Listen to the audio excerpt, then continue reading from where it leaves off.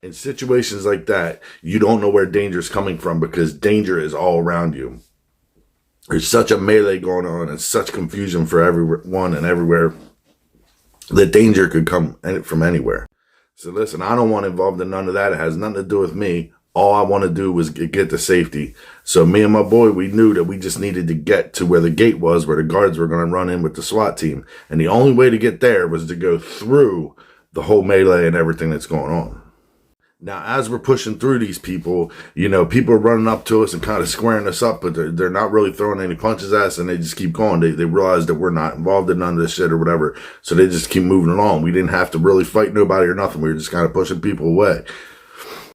And then luckily we got to the gate just on time. I mean, there was people running around with baseball bats because at the time they used to let the softball bat be out in the yard without being tied down. Later on, after all this happened, they changed that policy.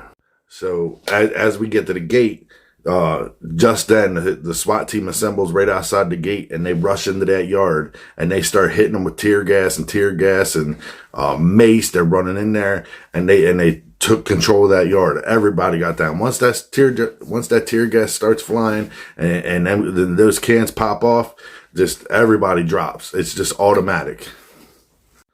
And that's pretty much the story of my first riot that I've ever been through, real riot that I've been through in prison. Now, because of this riot, it made a whole bunch of changes within the prison system in our jail. Now, I heard that upwards of 60 people went to the hole over that riot.